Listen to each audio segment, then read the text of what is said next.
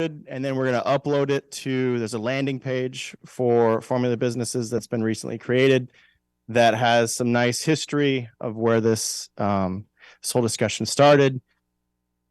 I mean, obviously 2007 was really when the ordinance was first adopted, but 2021 is really kind of when some of this larger discussion of how the ordinance is currently written versus the moratorium that's currently in place. Additionally, if there's a sign-in sheet in the back, there's a fact sheet right next to it. The fact sheet itself will be loaded up to the website as well, so that anybody that is on virtually that wants to get that information, that'll be loaded up after this meeting as well. Good evening, everybody, online as well as here. We'll be posting. It'll be opportunity for questions online as well, because I think that we do have a following online as well tonight. My name is Lucas Seibert. I'm the Community Development Director for the City of Ojai, and I've been here for about 4 years. The item for discussion, this is a community input session. There's no decisions being made tonight. We're taking public input. This also is, although I do have a brief PowerPoint, this isn't a lecture. I'm not here to lecture you as a community member, as a business owner. I'm here to kind of set the table. I say that in the Planning Commission a lot. I'm setting the table for the discussion and kind of providing that where this ordinance has been, where it's at currently, and then future provisions potentially. And that's all a part of the discussion and the input that I'm looking to get from individuals online, either business owners, as well as the community in general. If you're not a business owner, you're still welcome. We want to hear from you as a community member as well. So with that being said, I'm going to go into a presentation. Now, like I said before, this isn't a lecture. So if you have questions as I'm going through this presentation, it's literally 5 slides. It's not like it's a 20-slide situation. If you have questions as I'm going through and as I'm going through the presentation, please raise your hand or say, hey, I've got a question about this, or didn't we do this thing? We can stop, have that conversation, and then move forward. Okay. So as I said before, it's where we've been, where we're at currently, and where we're potentially headed into the future. So from a history standpoint, this ordinance was really adopted and grounded in 2007. And I think the important piece to note with the way in which this history for the formula business was established in Ojai is that the formula business is established to protect community character, aesthetics, pedestrian-oriented small-scale environment with a myriad of appropriately balanced and scaled businesses. Community character is extremely important. I think that was certainly something that was discussed a lot in 2006, 2007, when this ordinance came online.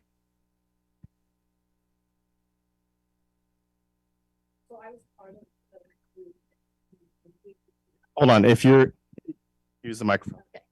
Okay. I'm Kathy Clough, and I was part of the group that did research and helped put together the ordinance and get the city council to adopt it with some arm twisting. But just a little more background was Subway wanted to open in downtown Ojai, and that got business owners and individuals to come collectively together and say, do we really want Subway to open in downtown Ojai? And that's sort of the catalyst to looking at chain store ordinances. And we had a couple great research people that looked at other small communities, within somewhat our size and a little bit bigger, and looked to see how, because the city council was afraid of being sued. And so we looked to see how was this established legally to prevent chain stores, and then came up with the formula of 10 and blah, blah, blah. You have all the info regarding all those things. Hold on. Not crosstalk. We won't catch it on the. It's just a reminder for folks to speak up as much as they can. Okay, thank you. Exactly right. And that's why the ordinance is so fast food oriented. And what's interesting, I think, in terms of looking forward, is it's fast food oriented, not just in terms of numbers, but how the food is presented.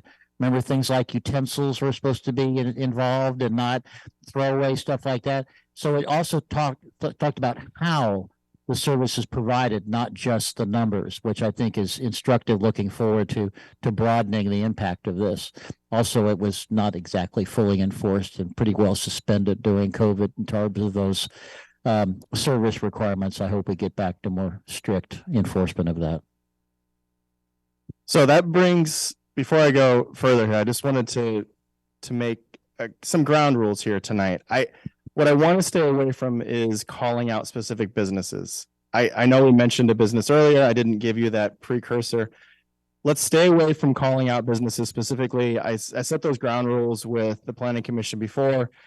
And that was not something that was my own doing. It was from a legal standpoint. We don't necessarily want to be calling out those specific businesses that we're looking to restrict, but more or less identifying the community character and what we're looking to see maintained for the future of Ojai. Okay, so with that being said, this is exactly what I'm talking about. This is community input. So as thoughts come up, feel free to raise your hand. Barbara, I know you've already raised your hand. Feel free to raise your hand and I'll stop this. This is only 5 slides. This isn't like I'm going to run through this over the next 2 hours, okay? So Barbara, you have a question or a comment? Want to add to what both Bill and Kathy said was the reason we are here tonight was because this original was established for restaurants and nothing was ever established for retail. So we're here tonight because of retail, because this particular ordinance, which was for restaurants, never covered the retail end. So then we came back, and because someone came in and had 10 stores, then we decided that we needed to do something for retail because 10 stores was too much. So we're here tonight discussing this because of retail, because it's not covered. I'm going to agree to disagree with that point, only because retail is mentioned in the ordinance itself as well as in the moratorium. But I do agree with you. There is a strong section that's identified for fast food, what we're calling fast food restaurants, right? Drive-throughs, uses such as that. I'm not going to specifically name those businesses, but it's within that realm. So you are, yes, I agree with you regarding the fast food, but there's also the retail aspect because we constantly have that. When I say we, I mean my staff is constantly reviewing any of those new businesses that come in. We take them through that process. Hold on. Question? I just wanted clarification because when we first wrote that, we weren't necessarily saying just fast food. We were talking about chain restaurants. Sure, that's fair. Thank you. I have a question. I have a question. Just wanted to mention chain hotels, motels, places to stay, and if we, can note that or just, us think about that as well, because so many people are looking to open hotel, motel, bed and breakfast, that sort of thing here. So I just wanted to, I don't even know if does this sound like this is working? You gotta speak close to it. So You gotta be up here. that, I just wanted to mention places to stay. Okay. Yes, and that is also on there as well. In the fact sheet, I think I tried to cover that as a part of that. There's stuff in this presentation and the discussion we're going to have today. This was also a piece to that puzzle as well. As a planning commission, I can't make a comment. I just had a question because I know earlier version of this attempt by cities. Noticed the earlier version, like 20 years ago, and particularly Maine, their focus was more on design, so that they prevented, golden arches, other things like that, and you had to follow the design of the community. Is that part of this ordinance? So the 2007 ordinance has specific criteria, which I'll be going into here in a moment. But I want to also kind of fast forward from 2007 to where we're at in 2021. So why was this brought forward? Why was a potential change or tightening or strengthening of this ordinance brought forward? Well, it was brought forward because there was a business, I'm not going to say the name of the business, but there was a business that came forward, showed interest in located within the city of Ojai, and we engaged conversation, we meaning community development engaged conversation, and then they formally applied for it through the city and went through the process. All right. At that point, the city did their due diligence, researched the business, and based on the existing codes at that time, it was compliant. Now, that's where the debate started, and that's where the concern started. And because of that concern, there was an urgency ordinance that came forward. Urgency ordinance that then also placed a moratorium on new formula businesses coming in within the city of Ojai. Not only, and I'll have a slide to do a comparison analysis, but it not only strengthened the number of businesses, meaning reducing the overall number of businesses from 11 to 5, it also added a criteria, which is collective marketing, which we'll go into in a minute here as well. Planning Commission also, so during 2021 and 2022, there was discussions that went before City Council. The moratoriums themselves aren't in perpetuity. They have a sunset date. Our sunset date is May 26th of this year. So we're running, the WIC is running out here. So we've got to figure out if this is a ordinance that makes sense. If you could please sign in. And then there's a fact sheet right next to it as well. Thank you. And then in addition to that, the City Council had asked for additional study at that time, and Planning Commission between 2021 and 2022 really engaged. I want to say there was 4 or 5 meetings where there was some pretty hefty discussion, additional information that they had asked for, which we meaning staff, myself included, did the deeper dive and came up with responses to the questions, and then obviously providing additional clarification. So with that, let's move to the next slide. Any other questions? So you have somebody online as well. Someone online wants to speak. Oh, is that what okay. Absolutely. Alex, if you can, if somebody has a question regarding the previous slide, go ahead, my man.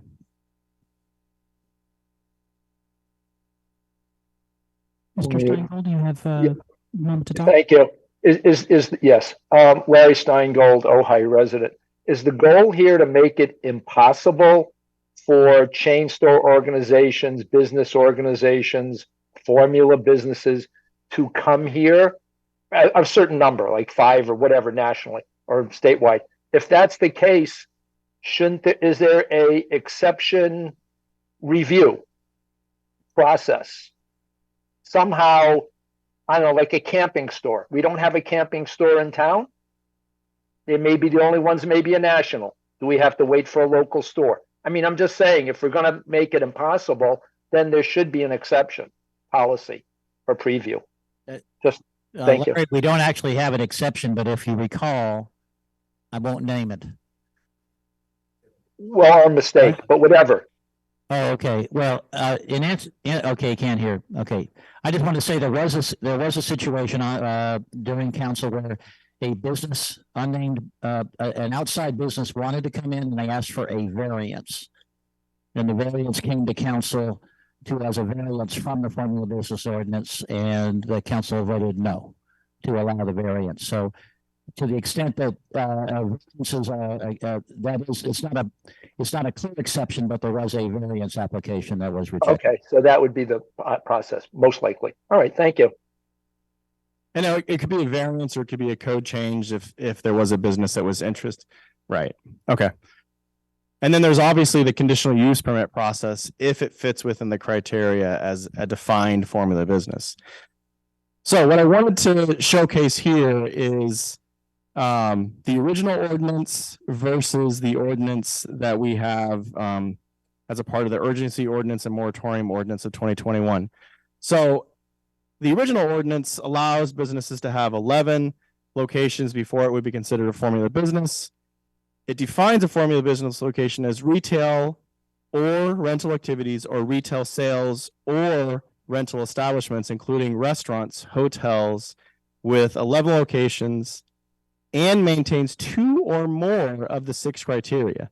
Now, the 6 criteria then listed below, which is standardized merchandise, menu, standardized facade, standardized decor or color, uniform apparel, signage, or trademark services. So if there's 2, if you end up having 2, you qualify that way in addition to the number. So it's a combination of the 2, right? We're all on the same page here?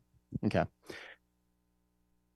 What this ordinance does not include, and it's what this urgency ordinance currently has, which is the website or collective marketing piece. In 2021, with the urgency ordinance, we now have a reduced number of locations allowed from the 11 from 2007 to the 5 or more that we have today. And then the defined website and collective marketing is now baked in for the time being. And then there's a 7th criteria, which isn't listed there, but it's listed just in the bullet above, which is the collective marketing locations. So that's really kind of the inherent differences between the two, which are stark. It's the number really, and then the additional criteria piece that you're seeing as well. But okay, so you raised your hand first. Hi, it's Laura Ward. I had a couple questions. One is it hearing me? I don't think so. Okay. One is I'm wondering about a couple of types of stores, chain store pharmacies, car rental, laundry, and gas stations. I'm wondering about those. Right now, our local pharmacies are under threat, and as if they lose, then we could potentially not have any. Though I'd like to support that we, support them. So, but so that's just an example. And then another question I had was about the 11 to 5. I'm sorry for the slow people here, but does 5 mean they have 5 now and they're applying for their 6th place, or do they have 4 now and the 5th would make them a chain? They have 4 and the 5th would make them a chain. And in regards to the pharmacy piece that you had mentioned, Laura, if it's retail and it's doing retail sales, then yes, it qualifies as a, and it's the general terminology that we were using here, then it would qualify as a formula business, meaning it would then go through the scrutiny of the number as well as the criteria. And then we as when the application comes in, we process it from that standpoint in terms of doing the necessary research, online and otherwise.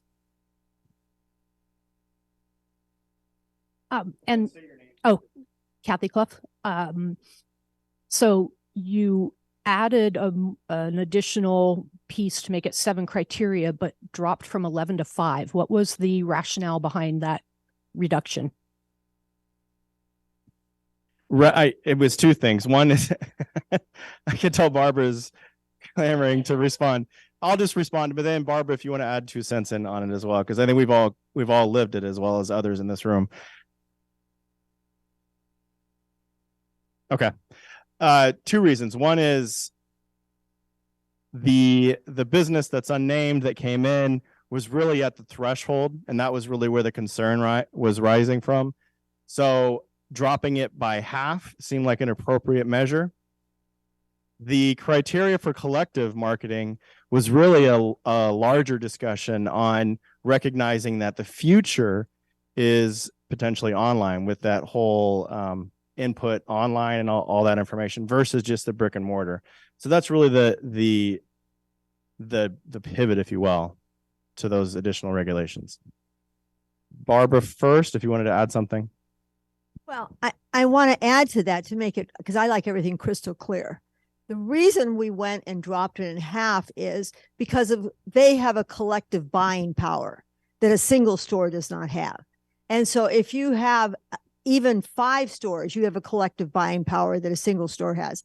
99% of all the mom and pop stores in Ojai are single stores. There are no chains. And that is what keeps Ojai unique. And the thing is, the collective purchasing is a very big deal. Also, if you want to keep the character of the town, I mean, all you have to do is look at Abbott Kinney in Santa Monica, and you will see every small store has been, the rents have gone up because the minute, chains can pay rents, landlords will charge more rent. They'll charge what the traffic will bear. So you get rid of, again, the mom and pop stores. So this was the reason we went from 11 to 5, to protect those individuals. I mean, I speak so loud, I can't believe it. God. Okay. Hold on, and remember, when you're speaking, say your name, because we don't have the mic. The videos aren't up yet. Oh, nice. So my name's Leslie Davis, and I just wanted to add, I was part of the original group in the 2007 formulating the original ordinance within the Citizens Committee. So I just wanted to add to your point about services, that at that point we did due diligence and many, many, many, many community meetings and city council meetings that led us to the decision to have the ordinance be based on retail and restaurants and not services, because of that exact reason that we need gas stations, we need insurance companies, we need real estate offices and other types of services because we're such a small town. So that part of the ordinance was, discussed so many times, and that was where we landed then. So I don't think that part of the ordinance is being looked at being changed. Clarification from your answer. Sorry.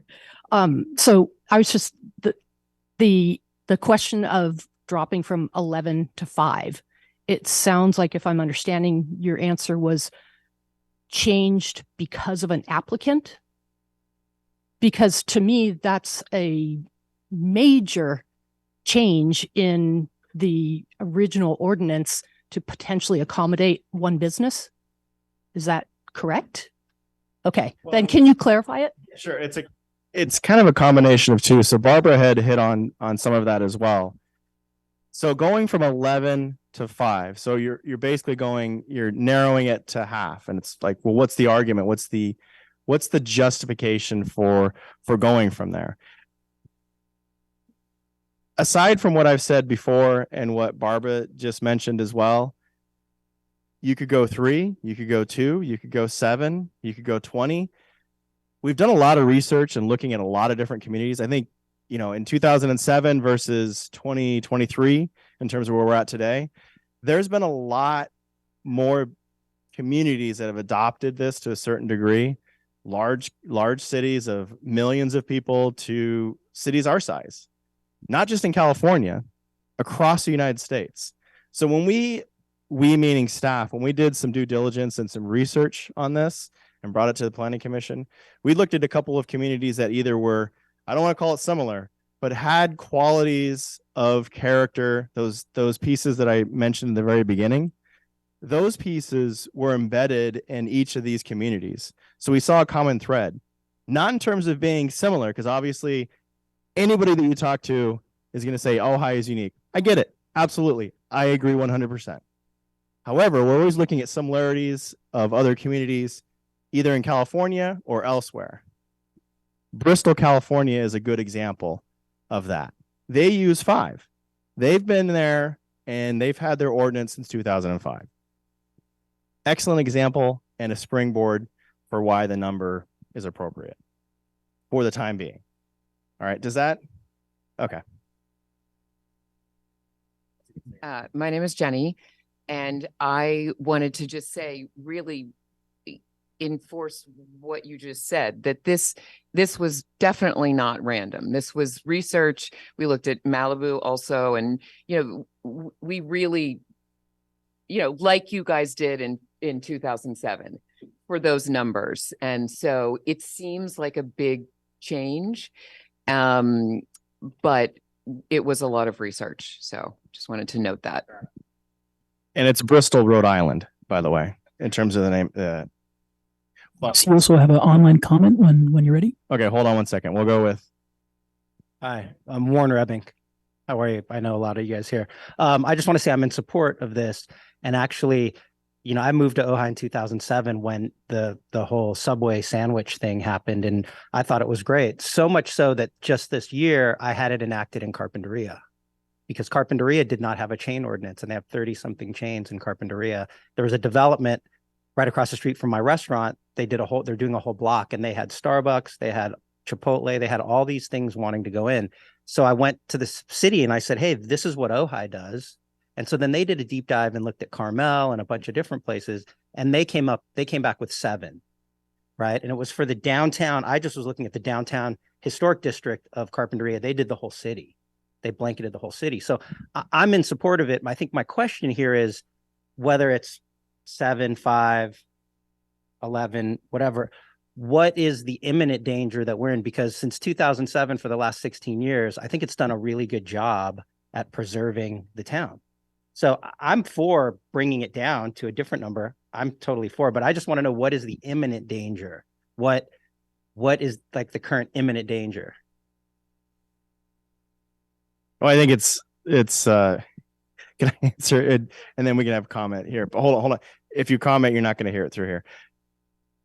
It's potentially, it presents itself with a legal challenge right now, as the ordinance sits at 11 versus a moratorium that has it at 5 that hasn't been challenged. 11 seems to have a more than fair chance of being defended.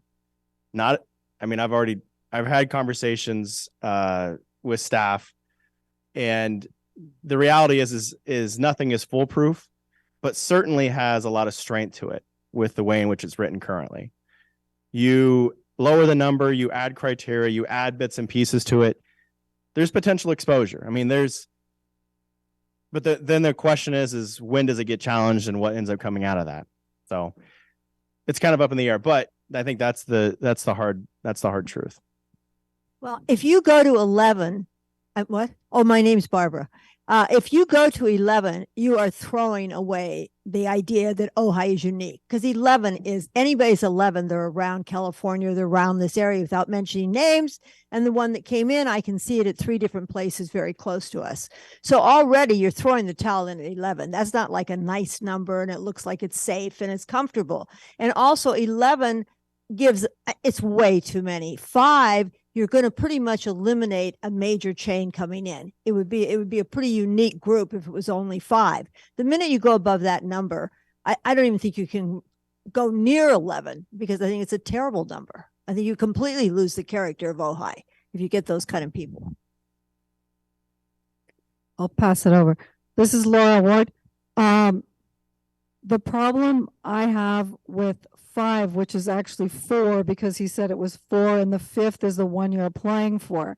A lot of the current restaurants, for sure, that we know and love, and other businesses as well, would not be allowed here tomorrow if they closed yesterday. She needs the talking stick and she doesn't have it. Right, Barbara? Anyway, I would be very much in favor of a 7, or another idea we might consider as a group is having different numbers for retail versus other things, because someone who has the buying power of a lot more stores really does upset the apple cart locally with the smaller stores. But when you come to like a restaurant or a hotel, if someone doesn't know what they're doing and they're doing this for the first time, they don't tend to work, and they turn over a lot, and there's just a lot of failure there. So I really think that I don't know who we're keeping out between 5, 6, and 7. If you then take the 4 and then you add on that if they have an online, so if they sell online, which everyone does, we can just already take away 1 more. So that's really 3. So that really means they have no history. And for bigger businesses, even, where Azu used to be and the Duchess is now, it's important that that place had someone who knew what they were doing. It was a bigger place. Anyway. Lucas, you have 3 online comments. Hi, I'm Leslie Davis. A couple questions on the emergency or the urgency ordinance. I came in a few minutes late, but can you speak again to the website stores or online presence and how that counts in the total number of locations? And then also, well, I'll leave it there. Thanks. Yeah, so if you have a platform that's a website or you have a link to their website, that would then count as one business, not a brick and mortar, but it would be counted as one business. All right. You still have your brick and mortar. So throughout the United States, you have 3 other ones, let's say. But you also have a website that then links all those together. So you see your mom and pops or the other ones throughout the state or the United States. That's what gets you in the 4, right? So you have 3 throughout the United States. Your online presence as a website would also count as 1. So there's a brick and mortar plus the virtual aspect. Lucas, you had 3 online comments. Thank you. Where is that written? That's currently not in the 2007 ordinance. That is in the urgency ordinance that is currently being enforced, essentially. Yes. Yep. I'm going to move to the next slide. Oh, sorry. Yeah, it's the collective marketing piece here. Defined website and collective marketing. So that piece. Yeah, thank you. I wasn't. So if we could, Alex, could you show those? Could we have those 3 comments or questions come online one at a time? Sure. First one is Mr. Steingold. Go ahead. The question is, and you may answer this later, but regarding if somebody a national company comes in and wants to buy a business from somebody who has to sell, is there a procedure for that? Do they have to go through the variance? Do they have to go through the process? Such as, I don't know, CVS wants to buy a pharmacy. What happens? Yeah, so the way in which that works is that you'd have to go through a business license and what's referred to as a zone clearance. So both of those processes would then vet out whether or not that business itself would be allowed to occupy that space. And like I said before, Larry, let's try to stay away from names of businesses. Oh, I'm not. It was just a general question. Okay, whatever. No names. Somebody wants to buy a business here. They're a national, and the guy's 90 years old and wants out. What do you do with him?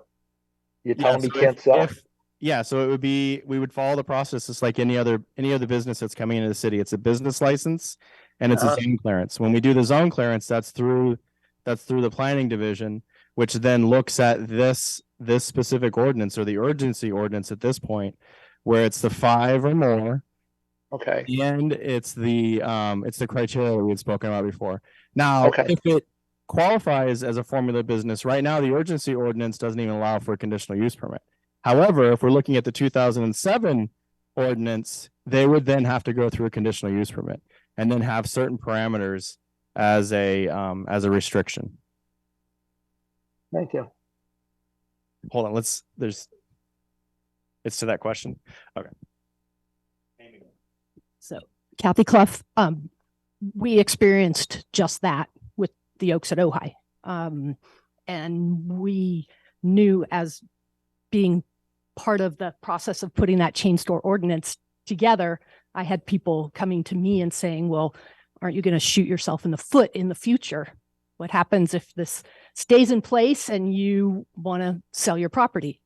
Well, we had the opportunity to sell the property. We had major chain hotels interested, and you follow the ordinance, and that's what we wanted. We did not want without name large hotel coming in and changing the essence of Ojai.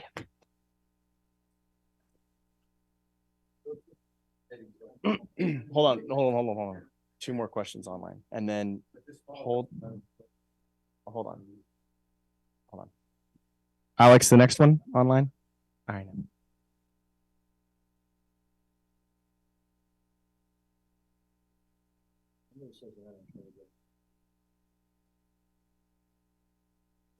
through the Zoom. It's on, so it's on the city's website, and it's through that updates that's at the bottom. You click on, it literally takes you right there. Dropped off. Oh, hold on, Lucas. They're back now. Miss Rowe, can you hear us? Can you hear me now? Yes, ma'am. Sorry about that. I got bounced offline. I wanted to lean into the kind of conversation where people are concerned about the numbers between 5 and 11. I know that there's been incredible research done into smaller towns, but I think what I'd like to do is alleviate a little bit of concern by having conversation about, for example, and I know we're not meant to use businesses, but let's talk about something along the lines of restaurants and the Duchess. The Duchess does Stay away have. from calling out named businesses, please. I mean it. I'm trying to. Can I just finish this because it's not a negative? I'm trying to use it as an example, and I'm curious about it. If we have a company that works in the restaurant business, but every business that they have within the umbrella company is different brand identity. So it's a completely different name, it's a completely different menu, it services a completely different clientele. Each individual company after that is unique unto its own. I think what we're looking at within the idea of 5 is that the marketing, the trademark, the name can be identified over 4 or 5 businesses, not separating individual businesses and putting it into a mothership.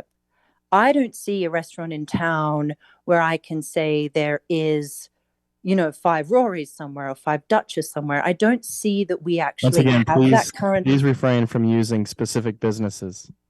Okay, I don't see that we have it currently in town where we would be risking the restaurants that we have right now. And I know that Laura was worried about that.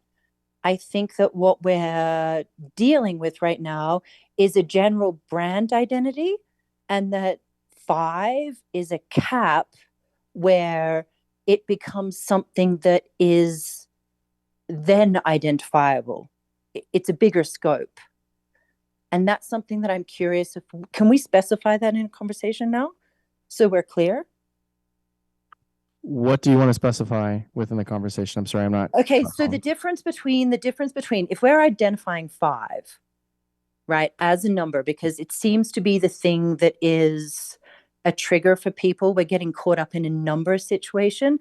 Is it specifically that it is 5 that are identifiable as opposed to 5 that is a business owner? Does that make sense? Like, it's not the mothership that's owning 5 different businesses. It's the mothership that's owning 5 of the same business with the same name that's identifiable. Right. I see what you're saying. So you're saying. See what I mean? Mm-hmm. Yeah, it's I'm not using specific examples, but for instance, if I was to own, hypothetically, let's say I owned a business in Ojai, and then I opened up 3 more outside of the city. But guess what? I ended up selling each of those to someone else, but they're all still under the same collective ownership, meaning that I still had more than 50% ownership of them, but they manage them. Is that what you're talking about specifically? Or are you talking about something else? I'm talking about, where we're really concerned about the number. And I think that's the specificity of why the number is important, or what makes the number connected, is what's relevant. So what's included in the number in terms of the criteria? Exactly. What's included in the criteria. So you can't just have 5 completely different hotels with completely different branding under the one roof. They have to fall into the second tier, which is the same trademark or the same identity, in order to fall under that category. That, like, this is the part that I feel like we're losing the conversation about what it is. It's not just the number, it's what connects the number. Absolutely. It's a combination of the two. And that's Exactly. when we're reviewing these, we're using both of those pieces. The number is only half of the conversation, right? Yeah. Okay. Fair enough. You've been waiting patiently. I wanted to follow up the issue with conditional use permits. Under the old ordinance, you said we had those, and what was the criteria? And did anybody ever successfully get a conditional use permit? And the second is you don't have it under the current moratorium, and is that being considered? Because that kind of addresses the question as opposed to a variance. So the moratorium itself is saying if you end up hitting those criteria, meaning the number and the criteria, it doesn't allow for the CUP as a moratorium. That's the whole point of a moratorium, is it's putting a pause on even considering any of those formula businesses in the future. Again, it sunsets. We have a sunset date for this, which will then open up the opportunity for CUPs in the future. But to Jeffrey's Starkweather's point, there has not been a conditional use permit that has been approved by the city, but it is an option if that business that's being proposed to come in under the 2007 ordinance would go through that discretionary process. You've had your hand up for a while. Lucas, you have another online hand when you're ready. Hey, my name's Leslie Davis. So, one, I want to respond to the conversation about one business owner owning multiple businesses that do not have the same branding. I think that I would just like to make the request to staff that topic gets looked at, researched, and really evaluated, because as Barbara Bowman was saying, that, that can affect buying power. So for example, if I were a business owner and I owned 5 different businesses that were similar, but they all had different business names, different branding, et cetera, but I would still then have buying power because I had relationships with similar vendors. So I think that's an important change to the landscape and the way that business has evolved since 2007. Also, I forgot my other point, so that's it. Okay, kind of going back to somebody called in about a camping store. What if somebody wanted to open a camping store and there was a national camping store and we don't have any camping stores? I think we talked about this earlier, that one of the clauses we need in this is the fact that there should be a subjective sentence written in the sense that we would have a ad hoc committee, which would, of retailers, say there's 3 retailers in town that would go through this and help you process this, because maybe we did want a camping store and the only person that ever applied to do a camping store was the online one. So I think that, and then let's go back to the online store thing. When I walked in here, we mentioned it and we've talked, it's a very complicated subject. Everybody has their stuff online. So you have to eliminate that as one of the locations, in my opinion. I think that comes off of it right off the top, because I think that just muddies the waters. The fact is brick and mortar, period. I mean, if they have online, they can sit at home all day long and say they're from Ojai. I mean, who cares? You're online. It's brick and mortar that's going to affect the other stores in town.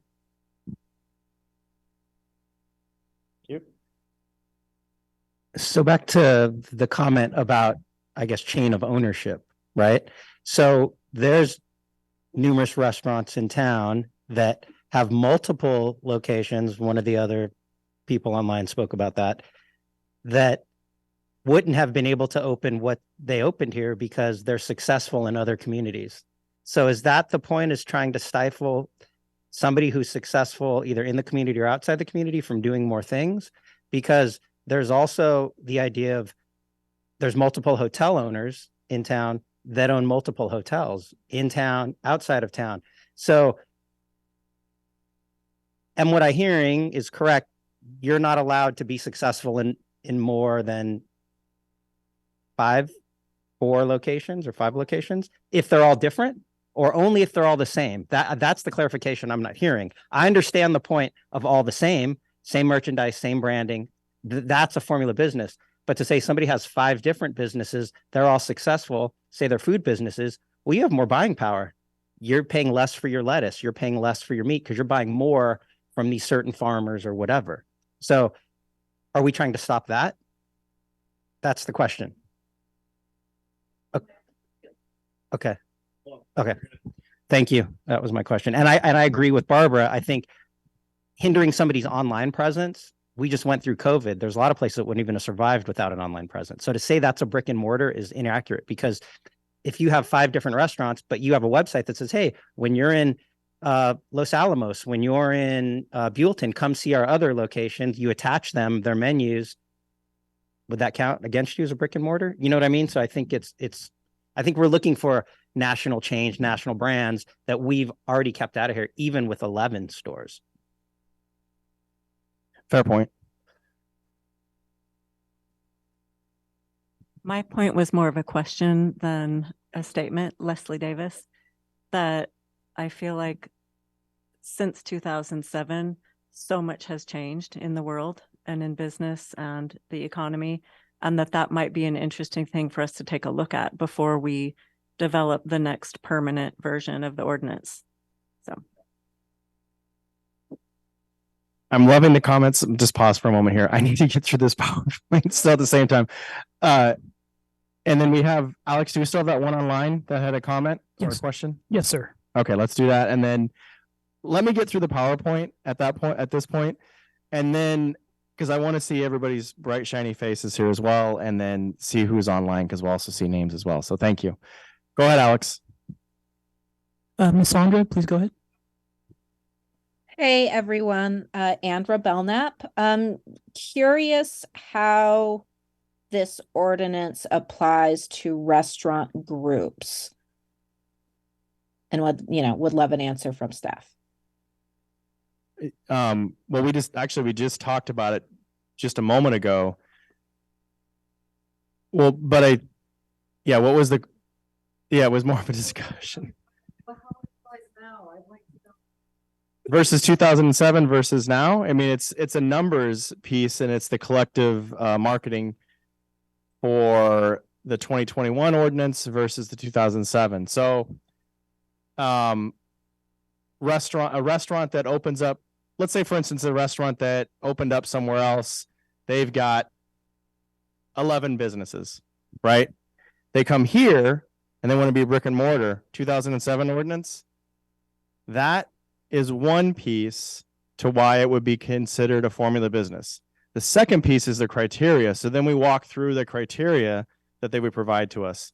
If there's 2 criteria within the 6 that I mentioned previously, then guess what? It's a formula business. And if they want to continue moving forward, it's a conditional use permit. That's the 2007 ordinance. 2021, that number goes from 11 to 5. Okay. That's the first piece. Remember, it's two pieces to this equation, and then it's the 2 of the 7 criteria that I mentioned earlier. So if it hits those by the moratorium, it's not even a conditional use permit. It's just a no for right now. It's a pause in terms of how that business could come into this community until May 26th of this year. Does that help? Yes, thank you. No? The question of ownership is not a criteria. One of the 7, and at no point was there anything about ownership in there. And really, you just look at these 7 things, it doesn't really matter who owns it. If it meets 2 of those criteria, then it's a formula business. Correct. So if they were all different, It's more about the business and who owns the business in terms of the brick and mortar per se.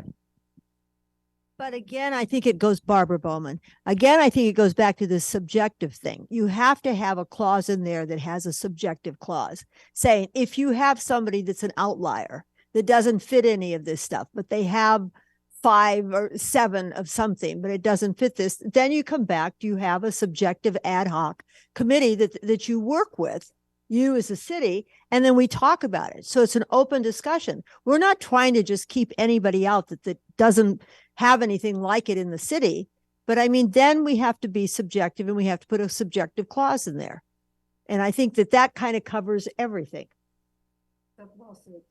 Except what? Lawsuits. Yeah. I, yeah, right. So that's more of a, hold on, so I think we've been covering these two questions, which is, it's, right. I think we've been covering both of these questions throughout this conversation, both online and in person here. I'm going to move to the next slide, which is next steps in terms of what we're looking at here. Right now, we're still doing the community input. Next steps, because remember I was talking about past, current, and then future in terms of what we're looking at here. In terms of the future next steps, we're looking at this community input session. I have staff right now diligently taking notes. This is being recorded. We'll go back and listen and do a listening session and then put that together in a report. That will then be forwarded to the Planning Commission as one step with potential recommendations moving forward to City Council.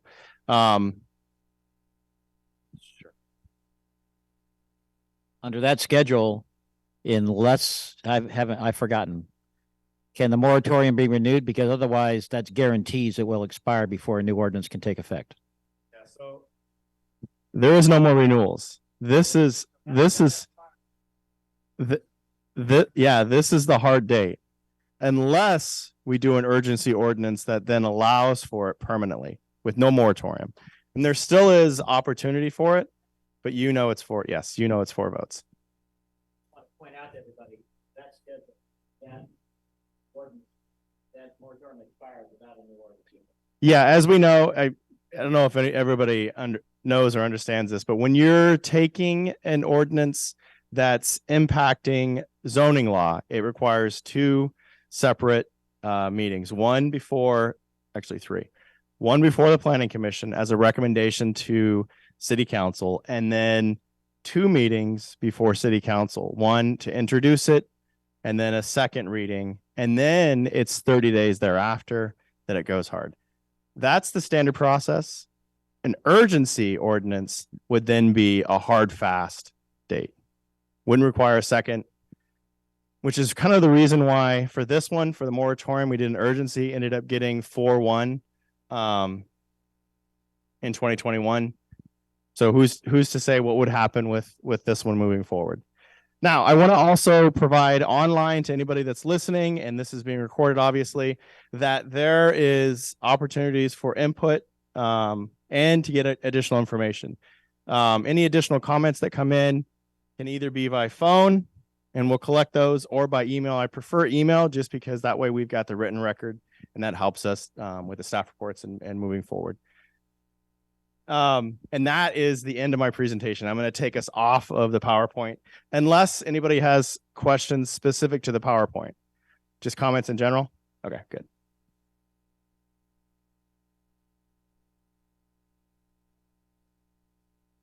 Okay, thank you. First question. Remember, please state your name. Warner Ebbing. So Lucas, can you answer for us, since the emergency moratorium was enacted in 2021, how many applications has the city gotten and rejected for formula businesses?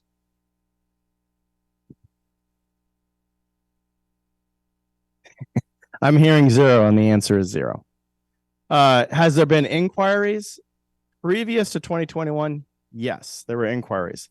Has my department, have I received specific inquiries since then? No. It's interesting. A moratorium really does kind of stay any sort of business that's interested in doing it. Whether or not I'm even aware of it, the word's out there, obviously. Kathy Clough. So it just seems like to me, why are we kind of so late in the game if we're going to miss the deadline for 2 city council meetings and a planning meeting? It was enacted in 2021, and we're doing a public discussion right now, and then everybody's back is against the wall. Yeah, so there's a lot to unpack there. COVID was one piece to the equation. I would also identify that there was a lot of discussion that was going on with city council and with the planning commission. There's been a lot of research that's been done. That's why there's a landing page that we have to kind of give everybody. I talked about this in the beginning, setting the table. Anybody that's coming in late to the game in terms of this moratorium and where we're at currently will then realize that there's been a lot of work done up to this point. At one point, and I think Barbara would even recognize this as well, we thought we had this done and taken care of and brought it forward to council, but then it was a question of, no, let's do additional research, let's look at these pieces, let's see what's going on with this. So we continued the research. It's been 2 years of research. I will say this, from a community input session in terms of what we're doing tonight, I think it would have been helpful to do it in the beginning. Absolutely.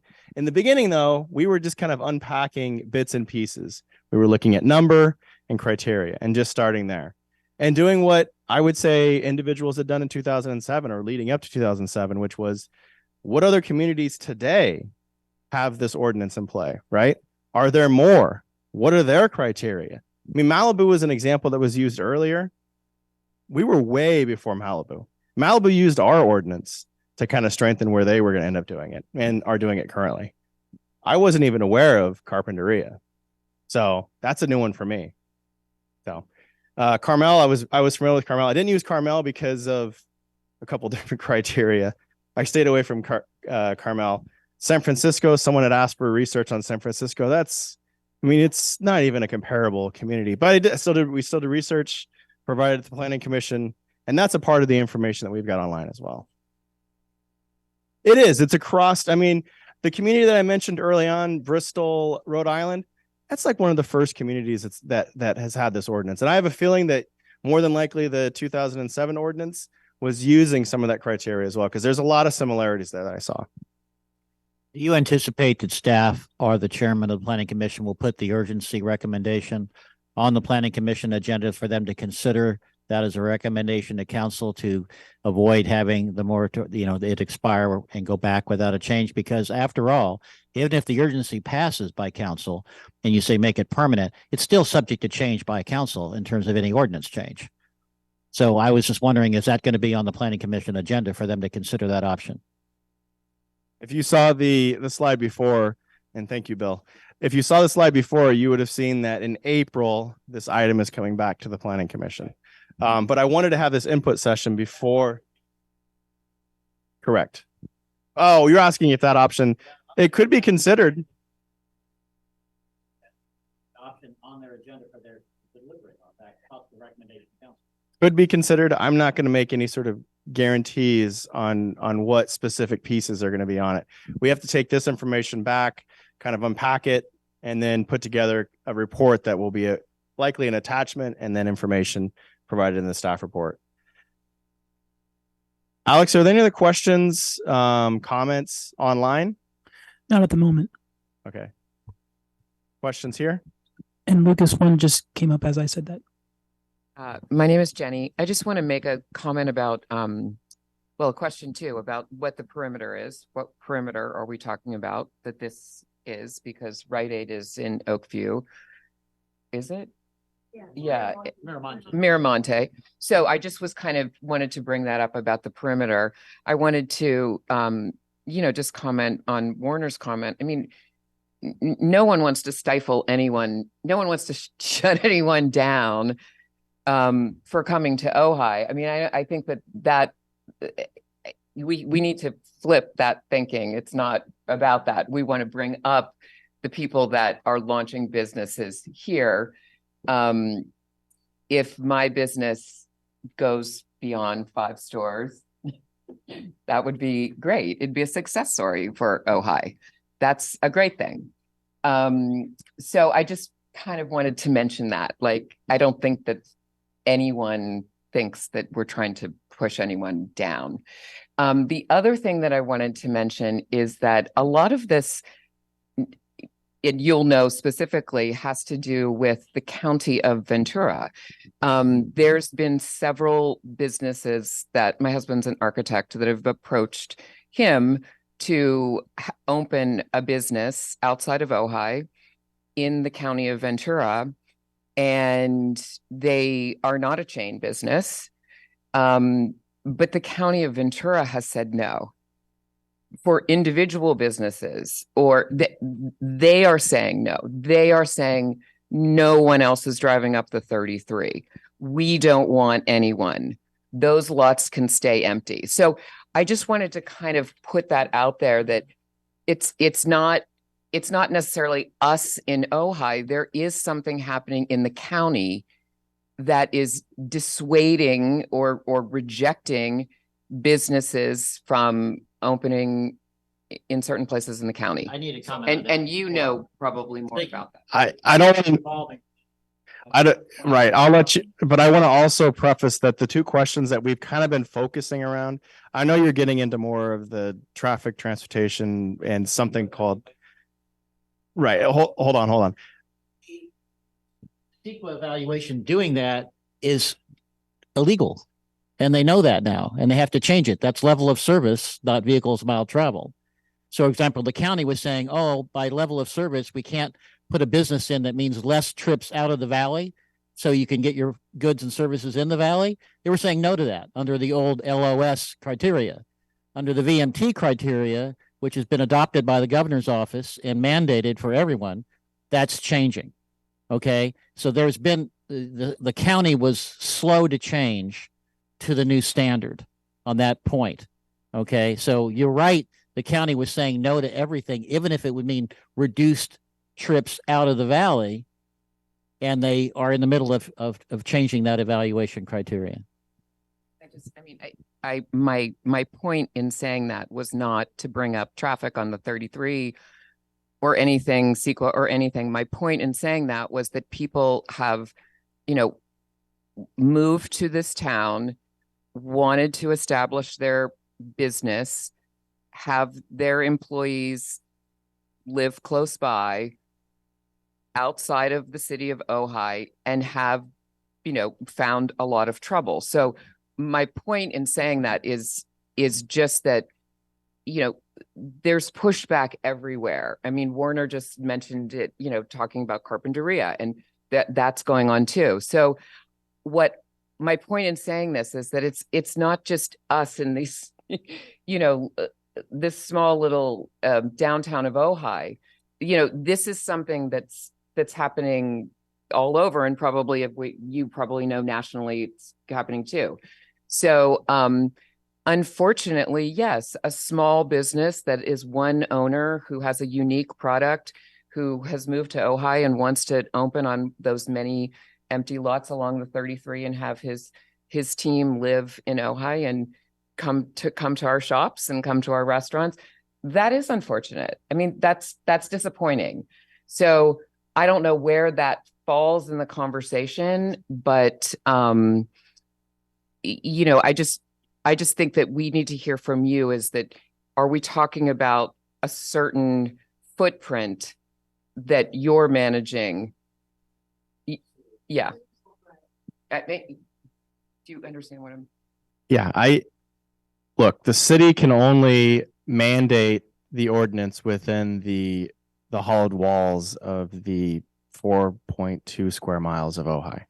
That's as far as we can go. As much as we want to influence outside of that, I would say to a certain degree, in certain circumstances we do, our code cannot. So I think that's a fair.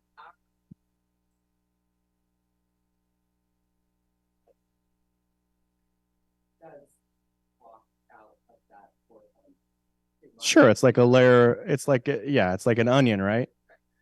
But in terms of how the ordinance itself can be regulated, it's only within that 4.2 square miles. Okay, good. Any other questions, comments? This is a community input session. Like I said before, I am not lecturing. I am simply handing the mic off, but I do ask you to say your name. Lucas, you have a few online as well? Jeffrey Starkweather, our conditional use permit does provide for that. There's 6 criteria, and one of them is the design, location, size, and operation characteristics of the proposed use are compatible with existing and future land uses, and would not create significant noise, traffic, or other conditions or situations that may be objectionable or detrimental to the other allowable uses operating nearby, or, this is the most important part, or adverse to the public interest, health, safety, convenience, and welfare of the city. So that's a pretty broad criteria. I doubt if people have applied for it because they probably see the formula ordinance and think, that's the end of it. So there maybe need to be more of a message if you wanted to have somebody look at that. And like I said before, I'm not going to mention businesses, but I have had conversations with parties interested in locating. This is pre-2021, interested in locating within the city of Ojai. And they identified to me what their business was. And immediately, I mean, without even doing the research, I knew they were going to be a formula business. So I identified to them what the process was per the 2007 ordinance. They never came forward, right? I've had that happen a couple times. I've also had certain individuals when they're calling or businesses call and threaten that it's illegal, right? So then my response is, we don't think so. That's why there's an ordinance. So 2007 an ordinance, which continues to work. And then the well, yeah. So any other, oh yeah, there's a question online, right? Okay. Yes, Lucas, there's two. Okay, so Bianca. Hi there. Can you hear me? Yes. Okay, perfect. If you Bianca could speak up, Rowe. Bianca, that'd be great. Thank you. Can you hear me now? Yes. Okay, perfect. Bianca Rowe, I used to have a retail store called In the Field, and this is a comment more than a question. I just want to share something on a personal note. When we first opened our retail store in Ojai, the rent on our property was $2,500 a month. And that number gave us an opportunity to build a business and create a life in town that we were not able to do otherwise. And I think that what we're missing in this conversation, respectfully, is the fact that the ordinance is there to protect the creativity on the inside. We're not here focused on the outside multinationals coming in. This is about, people moving into town or people that are born in town who want to create something in order to be able to live in town. And a lot of us, we have to create an environment where you can make a living because you want to live in the place that, is paradise. You can't do that if the rents are through the roof and the only companies that can afford it are formula code businesses because they have buying power. What happens when you have landlords that continue to bump the rents up because they have somebody else in the wings is it changes the fabric of our community. And you don't have the owners in the store anymore. You have employees. And at the moment, we have a major issue because you can't even find people that can afford to live in town. So, the beauty and the poetry of what makes our town special and why we as small business owners love it as much as we do is that we show up every day and we meet the people and we talk about what's new, what's going on, who's there. You're like a little GPS for Ojai. You can share who's got great produce at the farmers markets because you just had a chat with them having coffee on Thursday. This is what we're protecting. And this is why it's important. And I think that when people get carried away with we're stopping big business, there's an element to it where you actually need to say we are. And it's okay to do that. And there's a reason it's okay to do that is because it's your neighbor that has the shop that you're looking after. And we've been working on this, and I've been working on this, and I've worked with Lucas, and I've worked with Barbara, and I've worked with all sorts of different people. We've, had Laura at these meetings where we're kind of bouncing ideas, because at the end of the day, we're all actually just trying to look after each other. So you can show up to work, and you can work for town, and you can do it for the right reason. And I just want to share that it is personal, and we really care about what it is we're doing. And I hope you can hear me. So that's my comment. Thank you, Bianca. There's another hand raised, Alex, but it's a number, right? It doesn't even look like a phone number. Yes, sir. The number that ends in 152763. Please go ahead.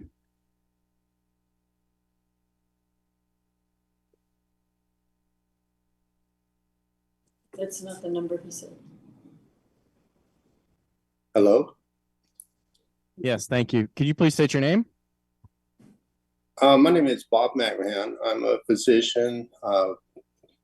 Previously, I was director of radiology and Ventura County Medical Center, and I've lived here since 1990 when we had our first meeting.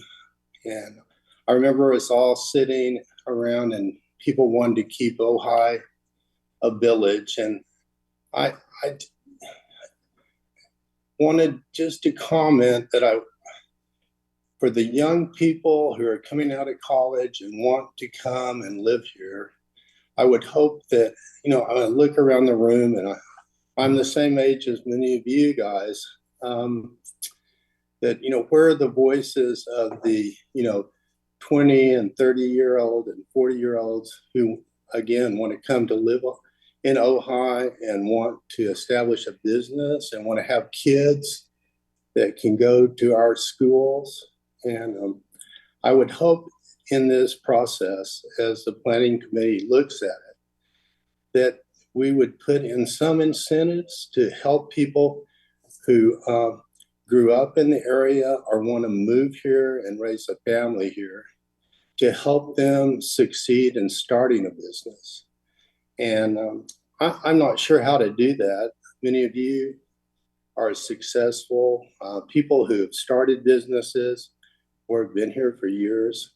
But I would hope that the Planning Commission and City Council would put in place, for the people, the young people who aren't in this meeting and aren't represented, some incentives and to help them succeed, to encourage them to come here and, give it a go at raising a family and, making it a community. So many people in my neighborhood I know now have moved here, and they are spending, hundreds of thousands of dollars redoing homes that are second homes for them. And that drives up the prices of real estate and makes it harder for young families to come here and to, have babies and support our schools. So I would hope in this planning that you guys could maybe put some incentives to help, the younger people get a start here so that they can live here. That's it. Thank you. Okay. I think I just want to say, I think that's why we're all sitting here, is because, and that was my story about, the man who moved to town and wanted to open up his small manufacturing company on the 33. And, that's what he was trying to do. And, for me, I came here I brought my boys here and to get them out of, a concrete jungle, so to speak. And when they wanted to stay, it was like, what will we do? What can we do? What can we do to allow us, like Bianca said, stay in this town and you guys grow up in this town? What can we do here? So I think that's very much why we're all here, is to keep the rents affordable. I mean, if you look at perfect example, everyone keeps bringing up, Abbott Kinney. I mean, I've seen that change 5 times. I mean, those people, Urban Outfitters, whatever, Banana Republic, these large corporations, large multinationals. But one of the reasons that happens is because the guy who wants to open up his restaurant and have his kids helping him in his business can't afford those rents. So I think that is very much a part of that puzzle that we are not talking about specifically in this, but I think it's implied. I think that everyone wants, the next me to bring their little kids up here and open a business and stay. I mean, my son is a senior, my younger one graduating. And, this has made them who they are. And I think everyone would agree that this is part of why we're having this conversation. Okay. So is it the theory that if we have a restraint on demand for businesses, essentially, that will keep prices of rentals for retail down? Is that part of the theory, that this is supposed to help keep rents down? Because I have no idea whether that's working or not. Getting into that discussion. Barbara Bowman, property owner. I will give you a good example. I have a retail store. I've had it for 42 years. I have 1, 2, 3 rentals right on Ojai Avenue. I finally raised the rent after 8 years. I had not given them one rent raise. And they finally said to me, one of them said, well, it's about time. And one of the reasons is I'm a retailer. I'm small. I know what it takes to run a store. If I were to sell my properties and somebody bought those properties, the rent they would charge for those, it would go through the roof. So as long as people keep their businesses and we keep it small and we keep it the mom and pop, because the mom and pops also own a lot of the property downtown. Okay. They don't jack the rent way up. They really don't. But anybody that comes in and buys a group of stores, they do, because they have to justify what they paid for the property. So it is a circle, and it does go back. And the minute you start giving it to chains, they can pay so much more money than anybody else can. And it's a tempting thing. It's very tempting. A family sells off the property, they can get 3 times the rent from a chain that they could get from some local mom and pop, and there's the circle. Kathy Clough, there's also just kind of the general economic impact that statistically it says that chains versus locally owned.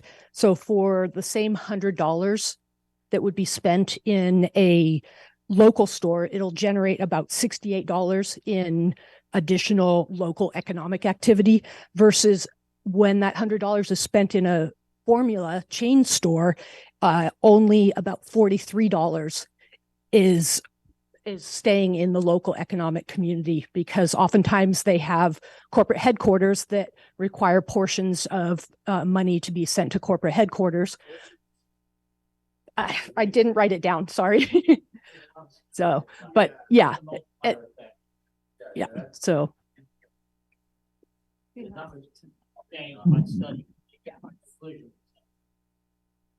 Hi, my name's Whitney. I'm a shop owner in town. But I just wanted to say, all of this, and you guys probably know this, but, in Santa Barbara, they're kind of showing us how it started and how it ended. So back in the 90s, when I was in school there, all the shops on State Street were all mom and pop shops, except the mall. The mall had big box stores. And then all the chain stores started coming in. So now you have all the big stores, the mom and pop shops couldn't afford the rent. Then they left. But the rent stayed the same. So the rent's high because the chain stores were there. None of the mom and pop shops can come back because they can't afford it. They have little pop-up, what is that called? Like day use or special events because that's all they can afford. So, if we look to them, who are really our neighbors, and see what our future looks like if we don't, maintain it now, that's what can happen to us. And the chains are gone, and this, it's blight, it's vacant, Yes, eventually. Maybe. Yeah. But now it's not good. Thank you. This is Jenny again. I just want to say one thing before I leave. To Barbara's point about the rent. I mean, I have to say I could have never, and I did look into starting a business similar to the one that I own in a larger city, and the rents were they were very, very high, and this was 10 years ago. So the only way that I could have done that, and I say it all the time, is that I met a man who owned a space who liked me and gave me a very fair rent. And, over and over, I could have never done this in another place. Never done this because the rent would have been too high. My space and many in a block on the arcade that my space is involved in did change hands from our local mayor. And I just want to say that I am very, very happy to say that the new owners did not raise the rent in the way that we're assuming could happen. In fact, I am actually paying less than I began with when I first got my place, because it went down. I asked for a reduction when business was tight, and then it went down for COVID. And then when the business was sold, it was already down. So it went up to less than what I originally started. So whoever this corporation is, and it was a corporation that bought this, an investment corporation, these properties, but I want to commend them for allowing us to continue. And it's a block of independently owned businesses all lined up together on the arcade. And, we are all able to stay. So I just wanted to point that out. Barbara, Leslie. I just have one comment just to circle back to the reason that we're all here. I had the honor of working in Jenny's shop quite a few Sundays over the last year. And I just want to say that it was so much fun being in her shop, in the arcade, and talking to all the customers that come in. And, 90% of the customers on a given Sunday were tourists, but they were coming from all over the area, not just from LA. They're from Simi, they're from Santa Barbara, they're from San Diego, they're from Riverside, they're from all over the country. They're people who come back because they used to stay at the Oaks and they still love Ojai. There are people who, go to Barbara's shop every year when they're in town, and then they come into the arcade to see what else is going on. And I think that, plus we have the percentage of local folks who, I think a lot of shop owners will attest that the local folks tend to shop during the week, and then on the weekend it's tourism. But it was so fun and so joyful for me to be in the shop and to see how much people who, the tourists who come to Ojai, how much they love Ojai, because we don't have formula businesses. And so it just takes us back to the origins of why we created this ordinance in the first place. So I just wanted to state that, because it's really important that we keep this and we tighten it down however we can, within reason, being flexible, and to really, keep the heart and soul of our town, which everyone loves, not just locals. Just for my input, if it does mean that if the three businesses are not the same, then you could still, then those wouldn't count. I'm just still a little tiny bit confused on what counts. But what I am hearing is that the way that the moratorium one is, if you were to keep that, it means you could only have three, because everyone has a website. So they have a website And I'm just saying, like, I would encourage the group to consider that you want people who know how to do things, and that having the number be, if it's 7 and you're counting a website, then it's really 5 because it's 6 makes the chain and whatever. So I'm just saying, like, we don't want to just play with the numbers, but I hope we're getting rid of the website, and I do hope you write it strong enough that it can withstand a legal challenge. I really do, because we really, really don't want, nobody wants chain stores here. Yeah. Thank you, Laura. So remember, I had those 2 questions up here. I'd like to focus on that now. The first question, which talked about the number, let's focus on that one first. And then the second question was the collective marketing, which is what Laura was speaking to and what Barbara had spoken to earlier. Who wants to start? Hold on. I can, yeah. I'll just put the slide up just so we can all, oh, okay. That's all I guess. Okay. Okay, I'll put it up. I just wanted a point of clarification regarding the date of the May 26th. So that is when the moratorium ends, and at midnight. And if nothing is decided or agreed upon, does the original 2007 just kick back into place? So there's no formula businesses that are going to slip through the cracks because the moratorium is over and done with and we can't make a decision. Okay. Okay. I just wanted to double check that. Thank you. No, Laura, it would have to be, yes, someone with 10, because the website issue does not apply on the original, right? Okay.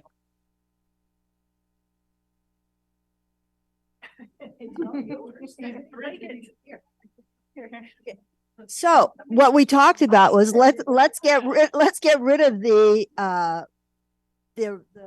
write-up as far as the online. Just take that out of the thing. Take the online presence out of it, then it's less confusing. That's one. Then the second one you said is talking about how many. Okay, so Barbara spoke to both. Anybody else want to put some input in on that?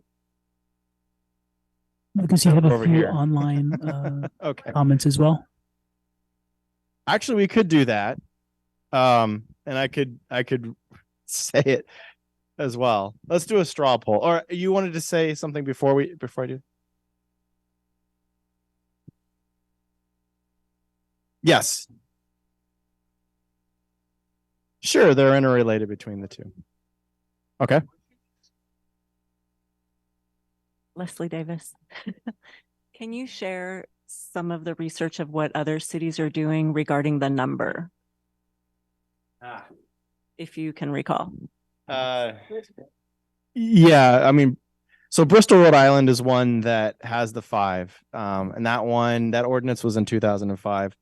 There are other cities in California that range from 11 to 30 to, there's nothing that I saw that was less, with the exception of one I just found out about tonight, which is 7. I haven't seen anything that's lower than the 11 that we currently have. It's interesting when you start, well, Bristol's 5. Yes. Well, right, that's not California. Carmel might be 5. I thought La Jolla. Yeah, but if theirs is, here's the difference between our ordinance and some of the other ordinances. And I think that this is what came out of the research. If you look at the downtown area, and most of the ordinances have very strict standards as it relates to the downtown kind of boundaries. Ours goes throughout the city. It goes along the commercial corridors. It goes beyond, it stretches beyond. That's the biggest difference that I noticed when I was looking at each of the ordinances. They had specific carve outs that were throughout. Ours was very, very intentional about how the ordinance was to be read and how it was to protect the character of the neighborhood or the city as a whole, not just the neighborhoods of the downtown area. And I think that's the biggest takeaway. The numbers were all over the board. I mean, you could probably say there's a couple of cities that are lower than the 10, but for the vast majority, you're seeing 10 and above overall. Okay, go ahead. Just want to make sure before like we're raising hands, Kathy Clough, on the moratorium, the 5 or more, is the applicant the 5th or are they the 6th? So they're the 5th. So they have 4 and they're the 5th. Got it. Okay. Got it. About 4 businesses and 5. Right. Got it. The 5 or more. 4. So it's 4, 5 or more. Versus what do you want? Well, I would like to speak to that because what's the operational criteria here? What's the thing we've been talking about again and again and again? Scale economies leading to excessive rent. Okay. Excessive rent offers. Okay. Now, is there a difference between 5 and 11 on the rent issue? I don't know the answer to that, but to me, that would be an operational criteria.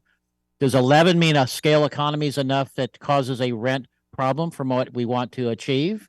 That's not actualized if we go with 5. To me, that's the kind of way I think we ought to think about this. What are we trying to achieve? And what are the global economic aspects of that? Because there may be a big difference in terms of the rent impact on the scale economies of 11 versus 5 that we need to think about. I don't know the answer. I'm just saying that's the way to, I hope that we think about it operationally, in other words. I mean, this is Whitney Hartman. I'm not a mathematician or anything, but I'm thinking if it's an 11 and a business makes, let's just say 100,000 a year, then you have that times 11. And I would think that would allow you, to get a space with a much higher rent. Whereas if you had 4 businesses, maybe you're only making the 400,000 that, might help a little bit. That's just the first thing that comes to mind.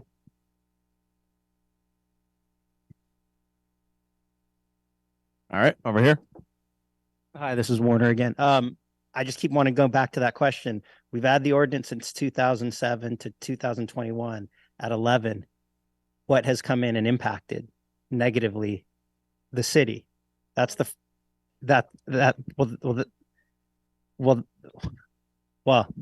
okay. So that's the question. That's the first question. What business has come in between that time to cause this problem? And I think what the elephant in the room is that business was deemed not a chain by the city. So that's the second question. Third question is, I think rent probably does have to do with bigger Abbott Kinney examples of big chains going in and driving up the rents. I agree with that. Also, I think lack of available business spaces to people to do business drives up the rent as well, because when one place comes available and everybody wants it, that's the nature it gets driven up, right, by demand. So I think that the number hasn't affected negatively this community, the 10 or the 11. Is it 4? 4 seems a little tight. I think Carpinteria decided on 7 because they were looking at other businesses in Santa Barbara that may want to come to Carpinteria that have 3 places or 4 places there. There was one specific one, it was an ice cream place, and they wanted to do a place in this new development. And they said, oh, well, that's way better than a chain going in there. So that those people have 5 currently around and they wanted to add that. So they said, let's do 7 to keep, if anybody's regional that wants to keep growing, they can keep growing. Lucas, you have 3 comments online. Okay, we'll take this one comment and then go online. Okay, Barbara Bellman. I think when you're talking about 10 or 11 stores, you will absolutely lose what Ojai is all about. Because if you think that because there's only one that came in and he only had another request, Ojai is becoming the hottest place around. If you don't think people want to come here, your eyes are closed. And the reason we're doing this is why do it after the fact? That store came in, it was after the fact. We're trying to get a board ahead of this thing. We want to stop this thing from happening. We don't want to do a knee-jerk reaction like, oh my God, they're here. Now what do we do? So the thing is, if 99% of the stores in town you can walk in and meet the owner and talk to them. When you have 10 stores, I guarantee you the owner is not there. If you have 9 stores, the owner is not there. If you have 8 stores, the owner isn't there. 5, you may have a chance, but when you go past 5, I don't think you're going to meet the owner. Let's take the online comments and then Mr. Rowe, please go ahead.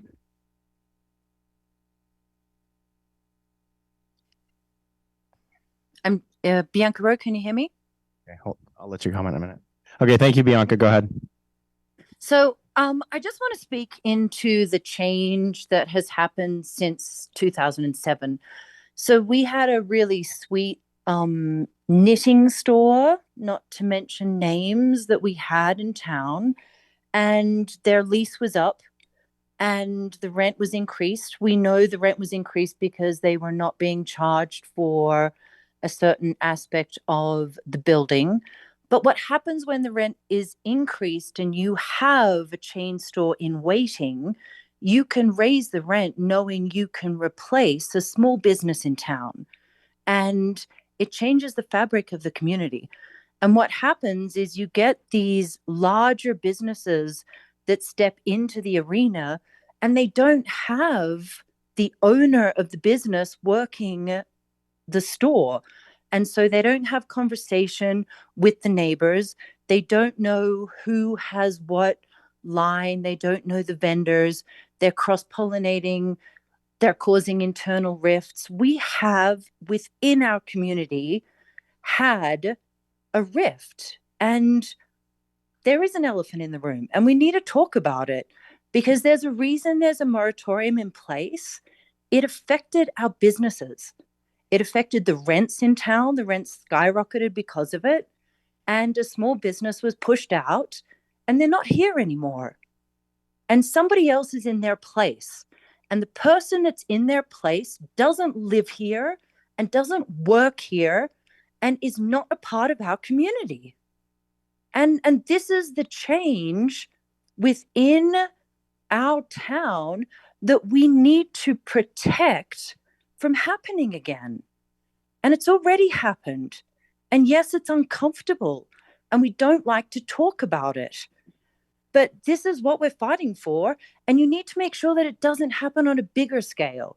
It's already happened on a small scale, but there's not many more retail shops or restaurants in town that we have available. So we have to get it right now.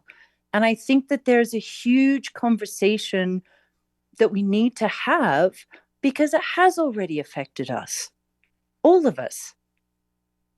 And that's why we're here. This is not imaginary cause.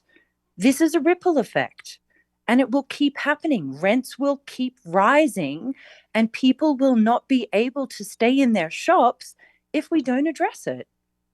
And I'm sorry, it has to be accountable.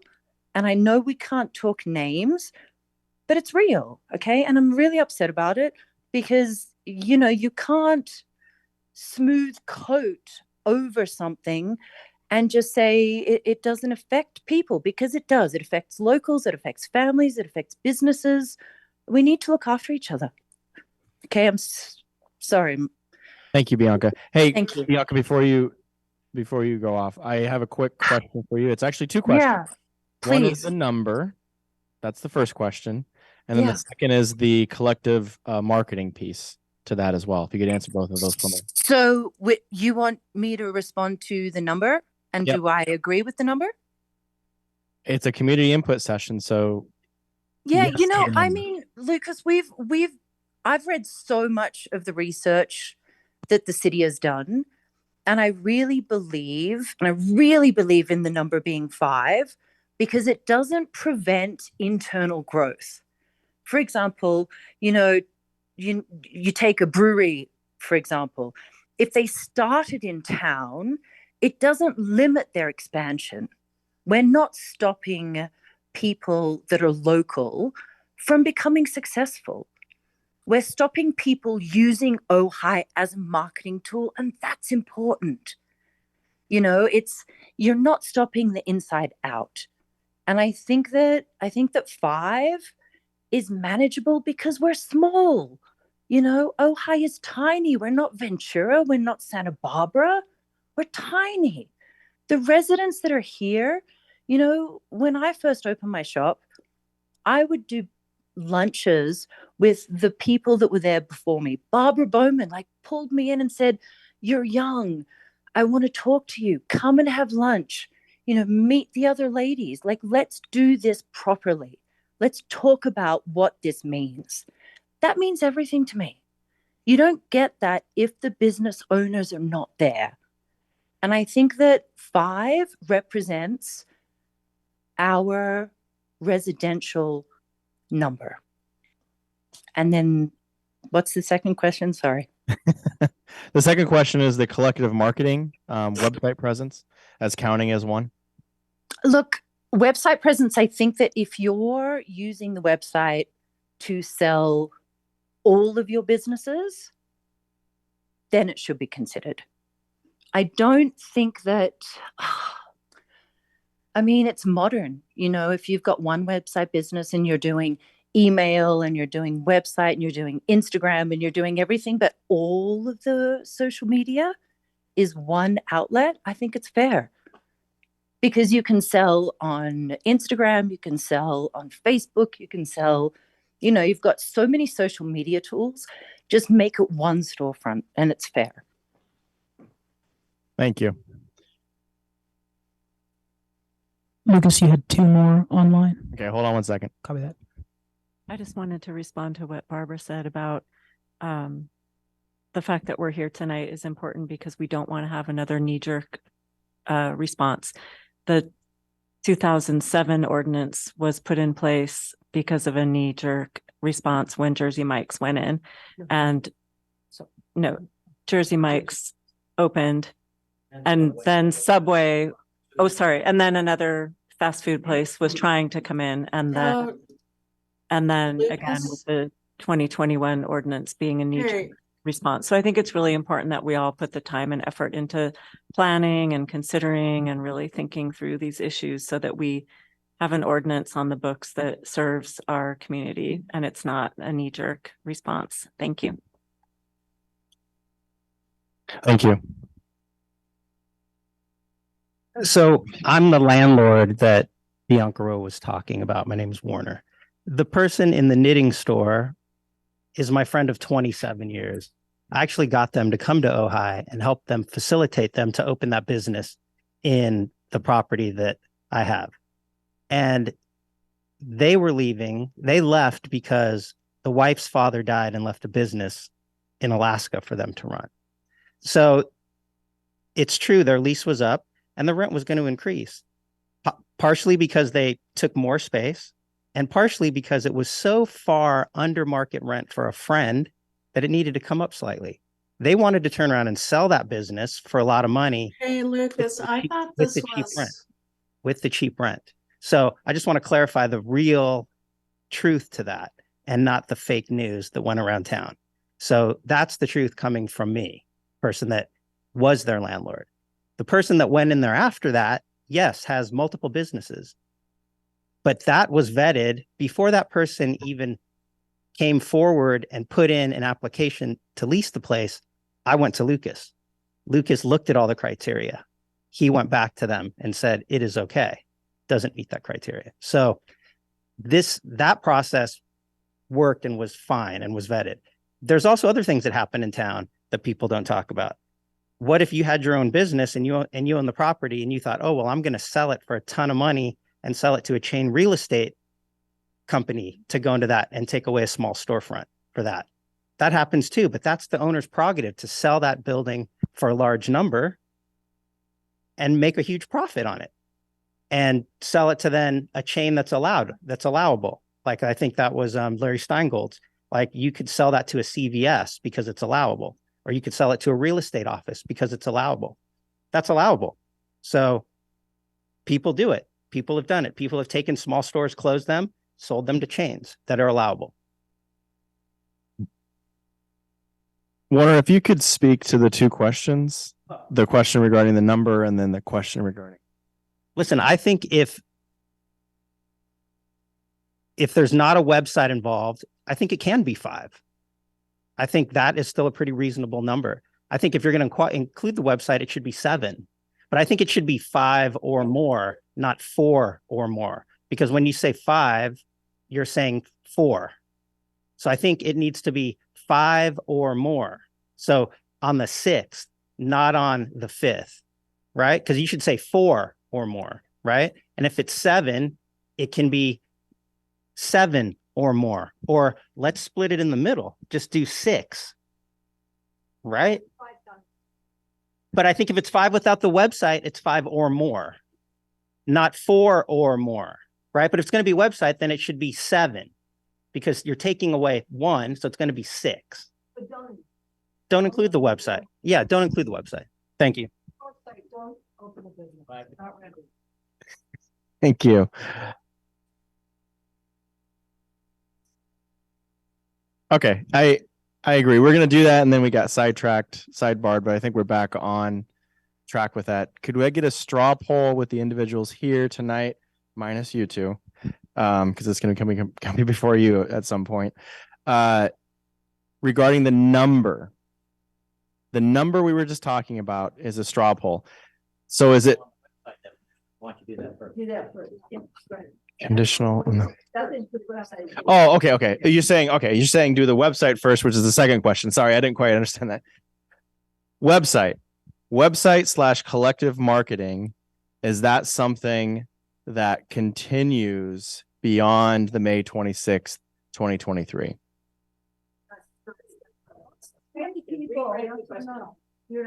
Website count. Does the website count? There, I'll just keep it simple. Does the website count as a location? Yes. Yes. Raise your hand if it's a yes. Yes. Okay, so we're saying, okay, how many say no? How many say no? Okay. So it looks like it. Sure, I'm trying to get educated. You got a retired park ranger here.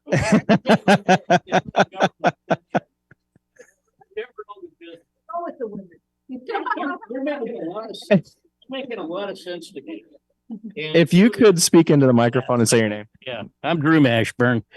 I'll repeat myself. I'm retired park ranger, lived in Ohio my entire life.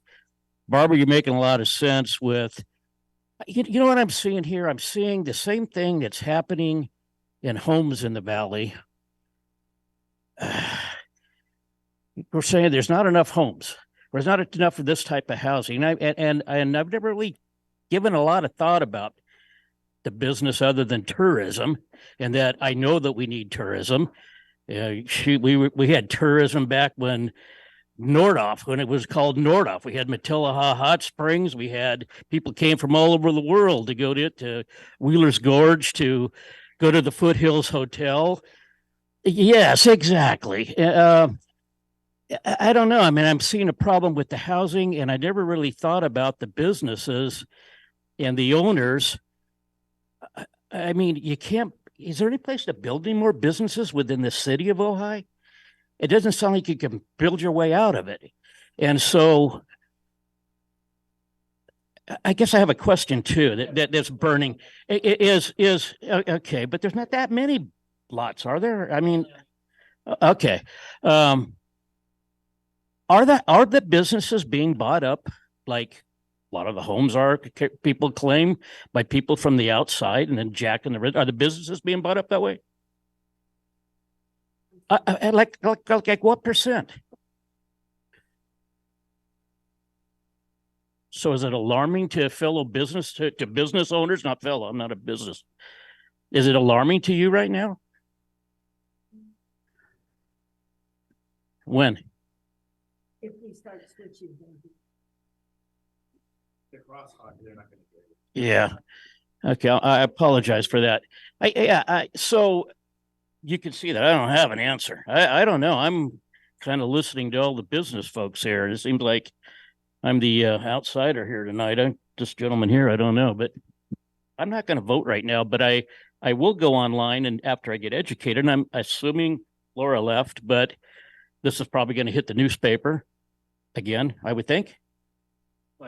likely, so I'll be more educated, and I hope the public's more educated, and I hope you get some things online. Yeah, so there is a landing page for this as well, and that's on the homepage for the City of Ojai's homepage. And I popped that up. I'll also be putting this recording on that landing page as well, so you can go back and listen to it. Any input that you want to put in, you can do it through email directly to me, lucas.seibert at ojai.ca.gov. Staying neutral is fine. Understandable. So we did the vote regarding the collective, and we're almost to 8 o'clock. So I think we end with a number of votes. There's still online folks who wanted to chat. Well, hold on a second. Alex, who is online at this point that hasn't spoken? There's a hand by the name of Anne who hasn't spoken yet. Okay, let's hear from Anne, and then we're going to do the numbers vote. Straw poll, sorry. Hey, Lucas, it's Leslie Hess. I'm pretty upset right now. You're doing a straw poll vote among the people that are there. I misunderstood the point of this meeting. I thought you were polling the public as you did with the ATP project on Maricopa. Apparently that's not the case. So now 2 people have asked that you increase the number from 5 to 7, and you're now polling the people who have showed up. I've been waiting for you to acknowledge me so I could speak for 40 minutes. How should the public who are not attending this meeting participate in your straw poll? Shall we email you? And I think this straw poll needs to be extended for a week or 2. Thank you, Leslie. Actually, at the very end of this meeting, I was going to also identify that this is a community input session. There will be 2 additional weeks that individuals that are listening online will have the opportunity. I provided my email address. You can phone in as well if you'd like.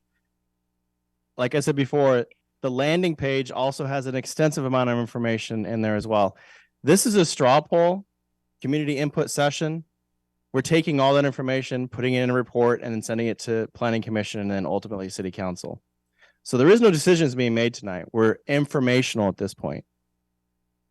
Okay, great. Thank you. Leslie, since I have you online and you're listening, where do you stand on collective marketing and where do you stand on the number? I stand on the 5. Okay, on the number 5, what about collective marketing and the web page? I haven't considered that thoroughly. Okay, so you're on the fence, as we had heard earlier from another individual. No, I'm on the 5 and I haven't considered the online perspective. Okay, thank you for the 5, and then you're on the fence regarding the collective marketing. Thank you, Leslie. Thank you. Okay, so let's get back. The definition of website not being allocated is 5 or some other number. I think that's 5 or more. 5 or more. Let's do the straw poll for 5 or more. Fuck you. Alex, can you take her off of Zoom, please? Yes, sir. Okay, so wait a minute. The straw poll that I saw here was 3. 5 or more. 5 and 6, 1 will be. Yeah. 5. We'll put you over. Correct. That's not a location. 5 or more, and I'm seeing 2, 4, 6, 8. Okay. 7 or more. Okay, so 2. Laura's on the same page. I'll confirm with her later, just out of curiosity. And then the 2011, I'm sorry, the 2007 that had 11 more than basically 11 or more. Is anybody on that? No? Okay. All right. I think I've got look, this is an input session. Again, no decisions being made. We're taking that information back, wrapping it in a report, and then taking that to Planning Commission. We'll have that deeper dive conversation. Thank you, everybody, for attending. The recording can stop. Thank you, Alex.